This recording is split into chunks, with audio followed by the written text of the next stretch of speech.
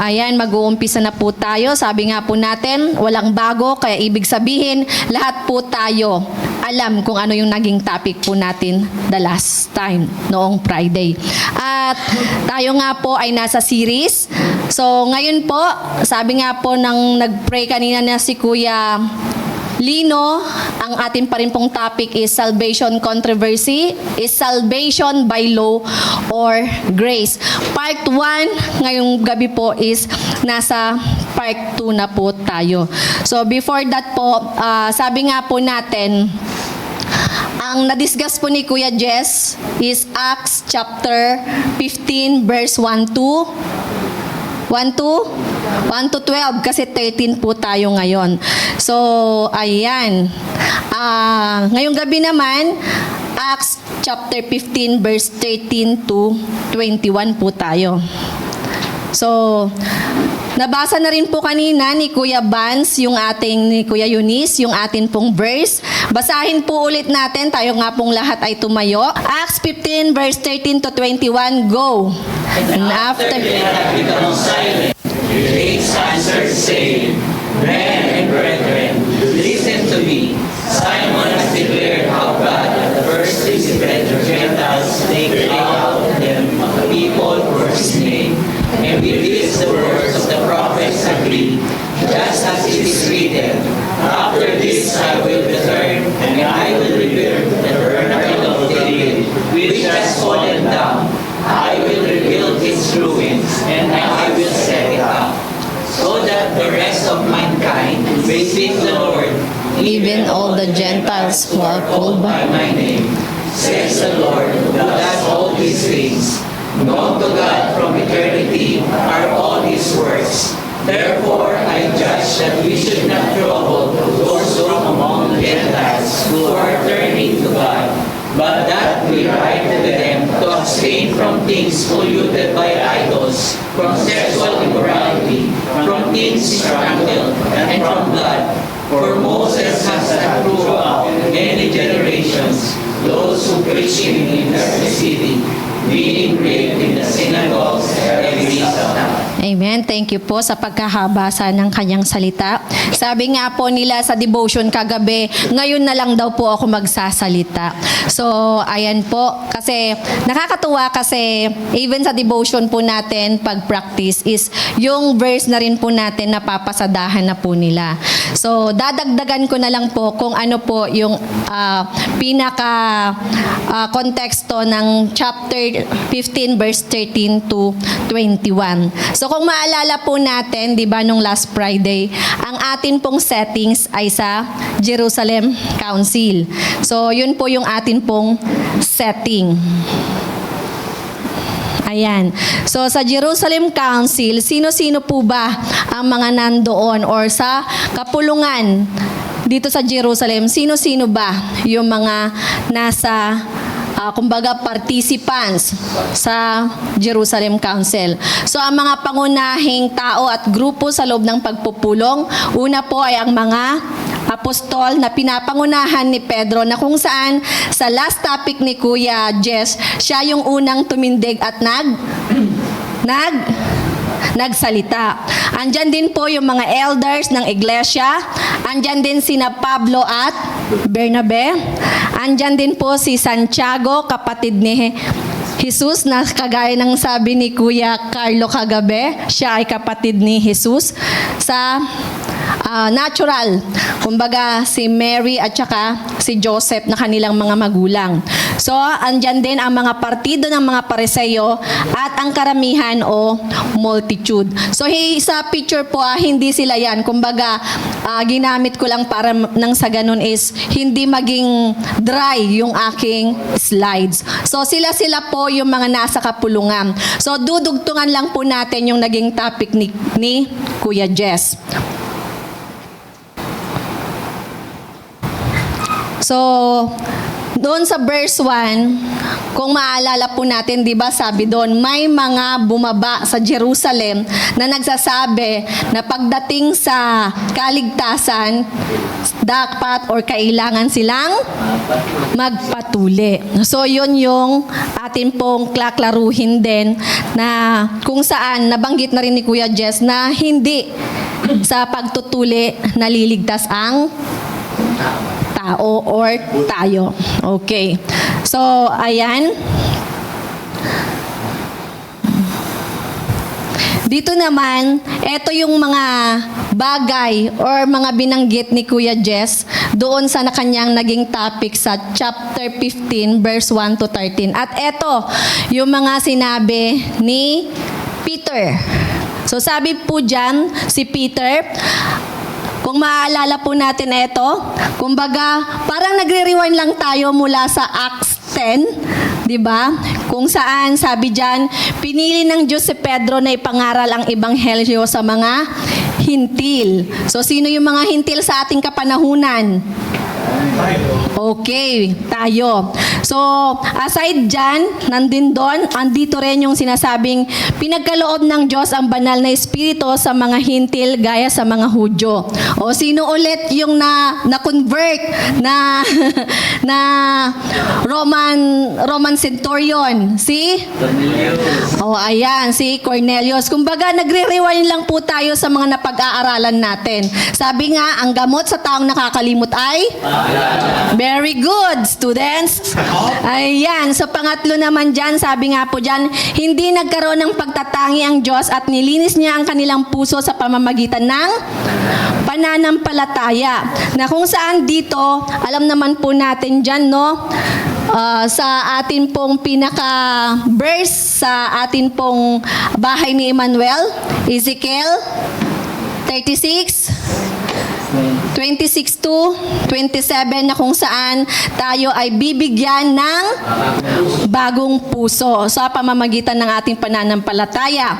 At ang last na nabanggit ni Kuya Jess sa kanyang naging verse, ang sabi po dyan, sa pamamagitan ng biyaya ng Panginoong Hesus ay tayo ay maliligtas. Kumbaga sabi ko nga kay Pastor, parang paulit-ulit naman yata, pero sabi ko nga, madalas kailangan ikintal natin sa isip at sa puso natin pagdating sa kaligtasan, tayo ay naligtas sa pamamagitan ng biyaya or grasya ng ating Panginoon. Kasi marami pa rin po sa atin na ipinagpipilitan na kailangang mayroon akong gawin. So dito po natin talaga makikita na dapat talaga ang kaligtasan, ikintal po natin sa puso't isipan po talaga natin. Sabi nga, nawa magrema talaga sa puso natin. At yung pagrema nun, kailangan isa action din po natin. So, yan po yun. So, sabi po dyan sa verse 13, kasi natapos na, nai-recall na po natin yung kaganapan doon sa naging topic ni Kuya Jess. Ngayon naman, darako na po tayo sa verse 13. So, sabi po dyan, kanina Ingles, Tagalog naman po tayo para magkaunawaan tayo maigi. Ayan, wag na kayong tumayo. Sabi dyan, pagkatapos nilang magsalita, sinabi ni Santiago, mga kapatid, makinig kayo sa akin. Ikiniwento sa atin ni Simon Pedro ang unang pagtawag ng Diyos sa mga hintil upang mula sa kanila ay mga mapabilang rin sa kanyang mga kaharian. Ay hinirang pala, sorry. Ayan, mahina ng mata ni nanay. So, ngayon tapos nang nagsalita si Peter. Ngayon, chance naman ni Santiago na magsalita. Sabi nga po dyan, bakit tumayo si Santiago? Hindi pa ba sapat ang sinabi ni Peter? So, sabi nga po natin, nung nagsalita na si Peter sa lumang tipan at saka sa bagong tipan, may mga prinsipyo pagkaroon ng higit sa isang saksi ay paulit-ulit na makikita sa bagong tipan na nag-uugat sa batas Hudyo or Jewish law kung saan ang katotohanan o bisa ng paratang o pahayag ng isang tao ay dapat patunayan ng ilan? dalawa o tatlo. Saan natin madalas nagagamit ang dalawa o tatlo? Noon yun. Pero sabi nga po natin, ang 2 or 3 gathered in your name is pagdating po siya sa, halimbawa, sa pagdidisiplina sa simbahan. Diba sabi po doon sa Matthew 18 verse 15 to 16, itinuro ni Jesus ang tamang hakbang kung nagkasala ang isang kapatid. Kung ayaw niyang makinig sa 4 na mata, utos ni Jesus, magsama ka ng 1 o 2 upang sa bibig ng 2 saksi o 3 ay magpapatibay ang bawat salita. So eto po yung tamang gamit ng 2 or 3 gathered in your name. So maliwanag na po sa atin, nawa, pag pinag-pray po tayo, wag na po natin gagamitin ang 2 or 3 kasi hindi ito ang konteksto. So yun po sa bagong tipan. Pagdating naman sa lumang tipan, meron ding nabanggit sa Deuteronomy 19 verse 15. Ang nakasaad naman dito is, ang isang saksi ay hindi sapat laban sa kanino man, sa anumang kasamaan o sa anumang kasalanan. Sa bibig ng 2 saksi o sa bibig ng 3 saksi ay pagtitibayin ang bagay. So makita po natin yung pagkakaiba ng lumang tipan at bagong tipan. Hindi pala pagkakaiba. Still, sabi nga Old Testament is nakaganapan ng New Testament. Nag-aamin ka ba dyan? Ano? Ayan, nag-amen si Dana. So, susunod ka na rin dito, Dana, pagdating ng panahon. So, yan ang rason kung bakit kailangang tumayo ni Santiago. So, hindi lang sapat si Pedro, kundi dapat meron pa dapat isa para nang sa ganon mapatutuhanan yung sinasabi ng bawat isa sa kanila. Ngayon,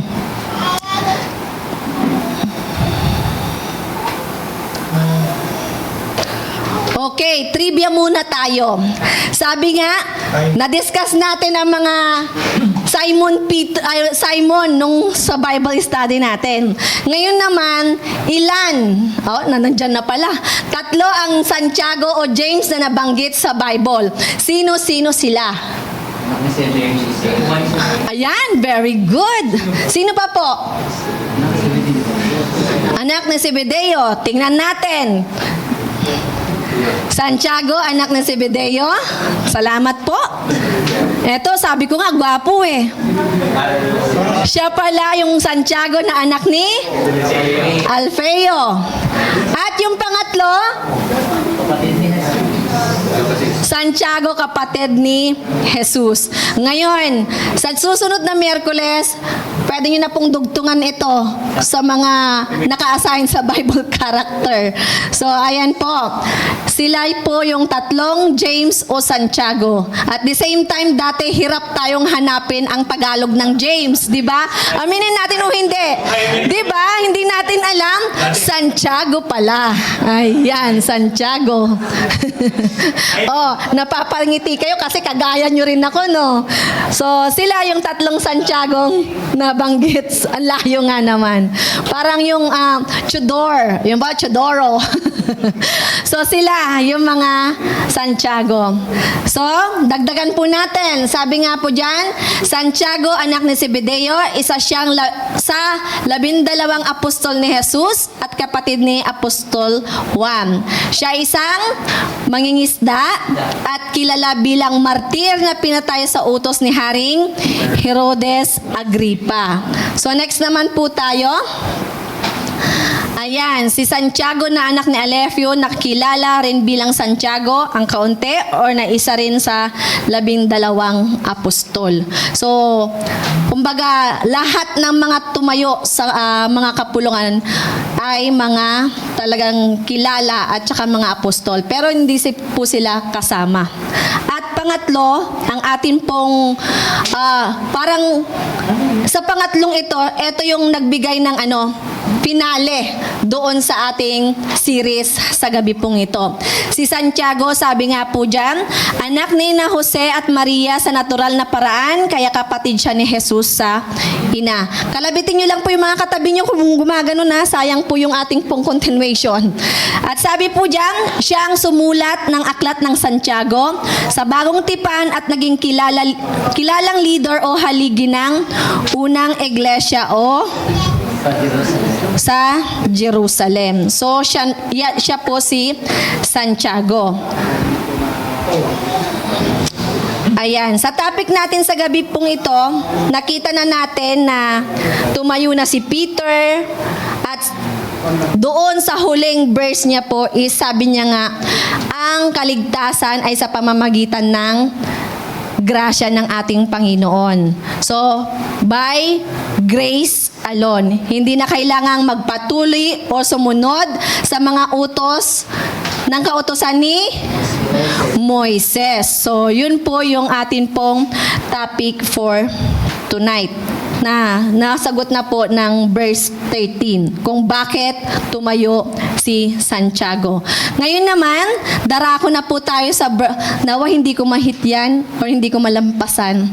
So sa verse 15, ito'y ayon din sa mga isinulat ng mga propeta noon dahil sinasabi sa kasulatan, pagkatapos nito, babalik ako at itatayo kong muli ang bumagsak na kaharian ni David mula sa pagkaguho.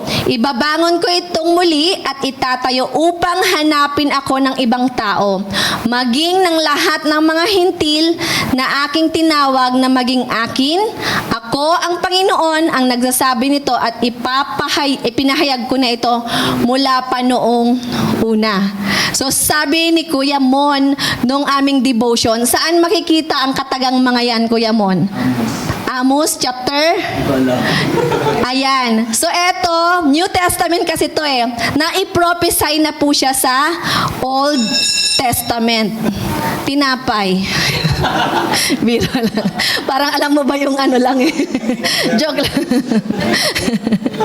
So, makikita po natin siya sa Old Testament din. Sabi po dyan sa Old Testament, darating ang araw na muli kong itatayo ang kaharian ni David na tulad sa kubong nawasak. Aayusin ko ito sa kanyang pagkakagiba at itatayong muli kagaya noong una.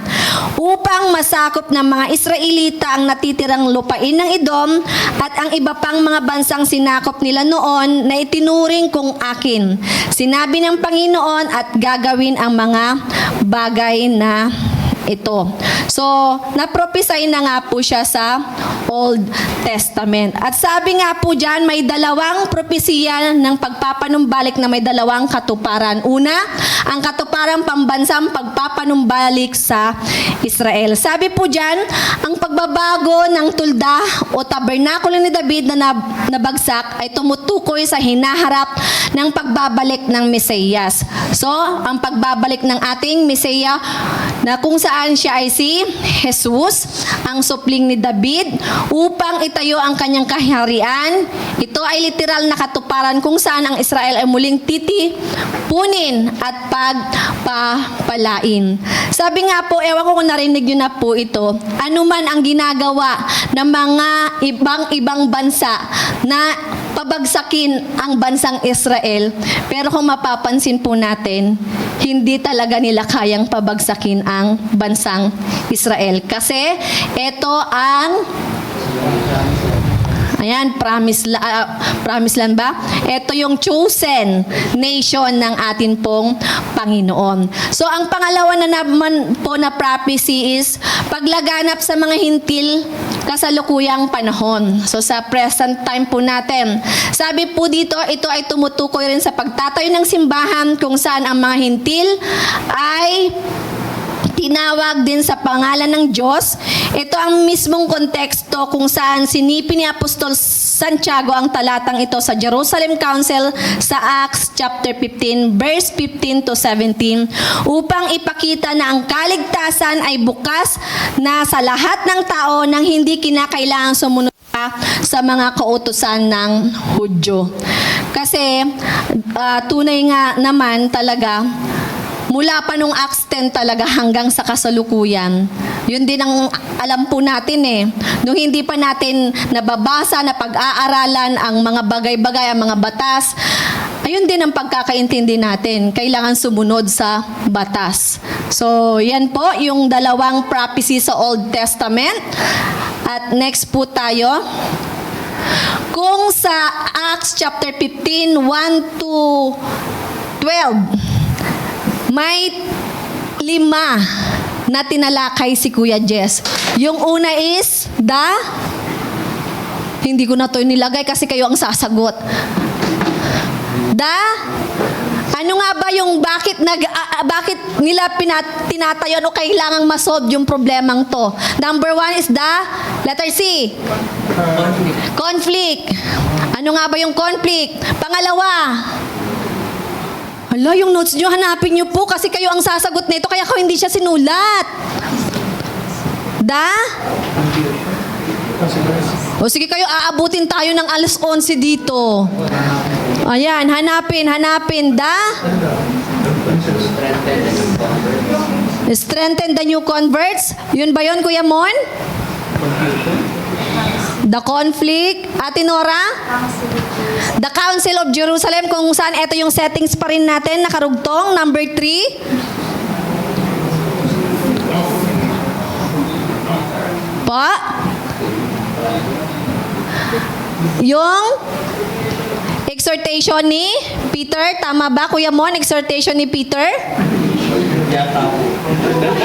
Confirmation ni Peter. Pang-apat, kasi natalakay na ni Peter yung confirmation, siya na yung nagsabi. Number 4 po. Yung number 4? Kaya kailangan po magdala tayo ng notebook natin para meron tayong at saka yung cellphone. Napakahalaga. Kirk, please tell me. Collapse of?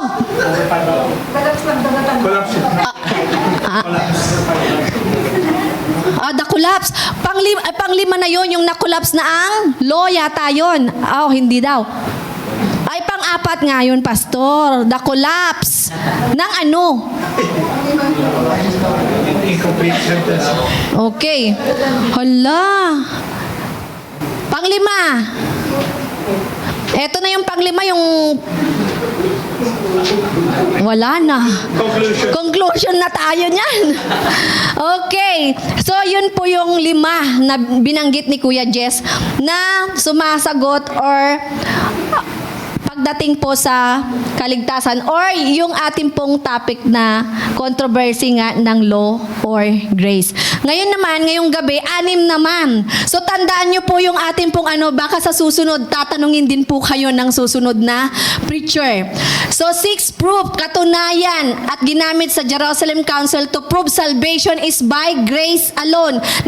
Kumbaga, etong mga to, babalikan lang po natin yung mga na-topic, pero kailangan nga nating ulit-ulitin. Number 1, ito yung isa sa mga patunay kung bakit ang kaligtasan ay through grace alone. The conversion of Cornelius na makikita po natin siya sa Acts 10. God gave the Holy Spirit to the Gentiles before they were circumcised. So yan po yun, na kung saan ang banal na Espiritu ang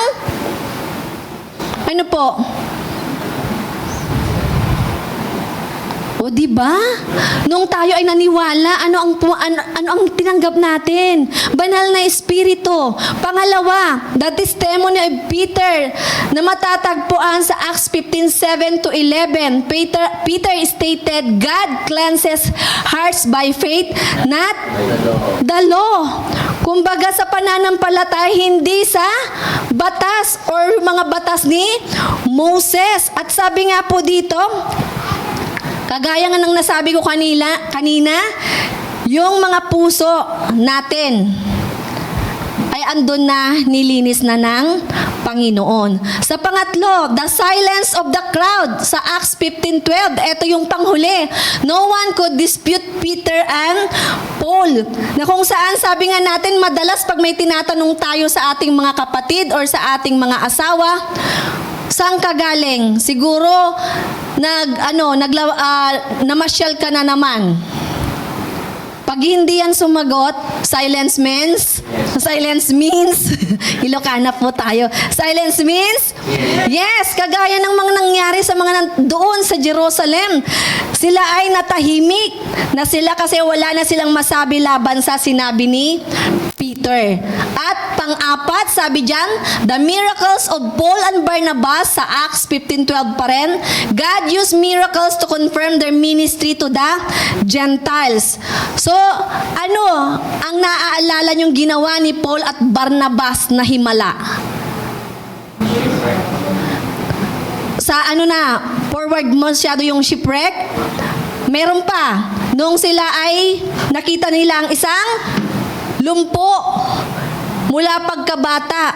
So, yan po ay katunayan na ang kaligtasan ay by grace alone. Number 5. Sa number 5 naman, the nature of the gospel, salvation is an unearned gift. Wala tayong ginawa. Sabi nga natin, o di ba aminin man natin o hindi, maging ako, ang aking contribution lang pala pagdating sa kaligtasan ay ang aking 3 letra. Sin, pag Ingles. Kasalanan na sana sasabihin ko eh. Mahaba pala yon. Yan. Oo, 3 letra, which is sin. Ayan. Ayan. Ayan, 3 letra lang yon. At ang panghuli, sabi nga po dyan, the prophecy of James sa Acts 15:15 to 18, the Old Testament predicted Gentiles would be saved as Gentiles. So nga, sabi nga dun sa ating pong sa ating mga natalakay, masisave ka Gentiles as Gentiles. Hindi mo na kailangang maging Jew. Hindi mo na kailangang maging Hudyo para ikaw ay maligtas. So, ayan po, no? Parang sabi ko nga, eto naman siguro, tandang-tanda na natin itong mga bagay na to, no? Ayan. Next tayo. Sa verse 19 na po. Asa na yung oras ko? Tapos na ba ako? naging conscious eh. So verse 19, sabi po diyan, sinabi pa ni Santiago, kaya kung sa akin lang, wag na nating pahirapan ang mga hintil na lumapit pa sa Diyos. O halimbawa, tayo bilang mga naniwala na sa ating Panginoon, o sabihin na natin yung mga nasa ibang simbahan, ang dami pa nilang requirements para sila ay maligtas. Meron dyan, kailangan mo sa iba't ibang simbahan na nabanggit ni Kuya Jess, nabanggit doon, kailangan mong umattend ng service. Kailangan mong mag-persevere. Kailangan mong magbigay ng tithes and offering. So, sabi nga po dyan ni Santiago, wag na natin silang pahirapan. At wag na rin nating pahirapan pa yung sarili natin na isipin na kung ano pa yung dapat nating gawin para tayo ay magkaroon ng kaligtasan. Sabi nga po dyan, hinihikayat ni Santiago na wag nang pahirapan mga hintil sa pamamagitan ng pag-aatas sa kanila ng sundin ang kautusan ni Moses. Ang kaligtasan ay sa pamamagitan ng biyaya or grace alone. Pastora, parang paulit-ulit para naman tayong sirang plaka. Kailangan nga talaga po nating ikintal dito sa isip at sa puso. Ang aking words for tonight, ikintal at isiksik sa ating puso at isipan. At ang pinaka-the best po doon is isa pamuhay po natin. Kasi baliwala kung natira dito, wala naman pong tayong aksyon na gagawin or wala tayong gagawin. So, yan po yung sa verse 19. Sa verse 20 na po tayo. Sa halip, sabing ganoon, sulatan natin sila na wag nang kumain ng mga pagkaing inihandog sa mga Diyos-Diyosan dahil ito'y tinuturing nating marumi. Huwag gumawa ng sexual na imoralidad at huwag kakain ng dugo o karinang binigting hayop. So, ito. Sabi ko nga kay Pastor kagabi, ang kagaya ng dito, no? Pag nagkakatay kayo ng manok, isang gilitan lang pala. isang gilitan para nang sa ganon yung dugo, fresh pang lalabas, bubulwak. Kaya yun yung sinasabi din dito na huwag tayo rin kakain ng mga binigting hayop kasi yun nga ay marumi. So, yun po yung reminder ni Santiago sa mga nandoon sa kapulungan. So, sabi diyan, pagkakaisa sa iglesia, nagbibigay siya ng 4 na praktikal na patakaran upang maiwasan ang iskandalo at mapanatili ang mabuting pakikipagkapwa sa pagitan ng mga nanampalatayang Hudyo at Hintil. Para nang sa ganon, kaya niya ito sinabi para walang ma-offend. 'Di ba? Parang tayo, pag pupunta tayo sa isang bahay, may mga instances kasi na may mga hindi tayo kinakain, 'di ba? Sa kultura or sa mga meron tayo. Para hindi natin sila ma-offend, kailangang andon dapat yung atin pong pakikipagkapwa sa mga taong pupuntahan natin. So, pero dito pa rin po tayo, when it comes to kaligtasan, ito po yung paalala ni Santiago po sa kanila. So sa verse 21 po, ayan, malapit na po tayong matapos. Gutom na po ba kayo? Opo, honest lang talaga. So sabi po dyan, dahil mula pa noon ang kautusan ni Moses ay binasa na ng mga Hudyo sa kanilang sambahan tuwing araw ng pamamahinga. At itinuturo nila ito sa bawat bayan. So alam naman po natin, no? Sila every Sabbath day, binabasa po nila yung ang tawag nito, yung law ni Moses. So, sabi po dyan ang kautusan bilang pundasyon. Sabi po dito, binibigyang diin ni Santiago na ang kasaysayan ng kautusan ni Moses ay palaging binabasa sa mga sinaguga. Ipinapakita nito na ang salita ng Diyos ay matagal nang nakatayo at kilala ng mga tao. So, even sa mga Pariseo, kilala nila. Pero, sila kasi, kilala nila or may mga instances na ang mga Pariseo is literal po nila itong iniintindi or inuunawa. So, from the beginning, sabi nga, ang kautusan bilang pundasyon, ang salita ng Panginoon. Wala pa tayo, meron na pong salita ng Panginoon. At pangalawa po, sabi diyan, kaligtasan sa pamagitan ng pananampalataya. Sabi nga natin, walang sino man ang maliligtas sa pagpapasakop sa kautusan ni Moses. So kung eto nakalimutan pa rin po natin, ewan ko na lang. Talagang may na tayo, may memory gap at kailangan na po natin neurobayon. Ayan. So sa pangatlo naman po, sabi po yan sa pangatlo, pagkakaisa ng mga mananampalataya. So, di ba, tayo bilang mga mananampalataya, syempre, dapat andoon po yung pagkakaisa po natin at wag nawa tayong magwatak-watak. Sabi nga po natin, sa kagaya ng natin, maraming mga paniniwala, pero sabi nila, ay, dito na ako kasi ganito, ganyan. Pero lagi po nating tatandaan na dapat magkaisa tayo at maibahagi natin na wala na tayong dapat gawin, kundi sa biyaya ng Panginoon lamang tayo maliligtas sa pamamagitan ng ating pananampalataya sa ating Diyos na buhay.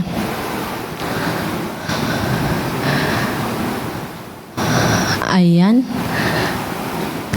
At darako na po tayo sa Daran! O yan, ang ganda ng mga ngiti nila. Nasa conclusion na po tayo. Sa verse 19, ito po yung kinuha kong conclusion. Sabi dyan, sinabi pa ni Santiago, kaya kung akin lang, wag na nating pahirapan ang mga hintil na lumapit pa sa Diyos. At sabi nga po dyan, ang kaligtasan ay sa pamamagitan ng biyaya o grace alone, hindi na kailangan pang magpatuloy at sumunod sa mga kultura o batas ng mga Hudyo ang mga hintil para sila ay maligtas. Gentiles can receive salvation na kahit na hindi na sila magpa-convert sa Jew or sa Judaism. So, Ayan, sa atin pong pangdagdag na conclusion. Ano ang nabanggit ni Kuya Jess pagdating sa grace? 3 po ito. Hindi tayo kakain pag hindi nyo naibigay sa akin. Ang grace ay?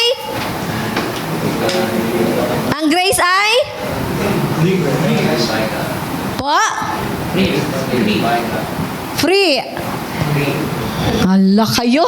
Talaga naman. Jaran! Sabi nga po ni Kuya Jess, ang grace ay God's grace is true at hindi sa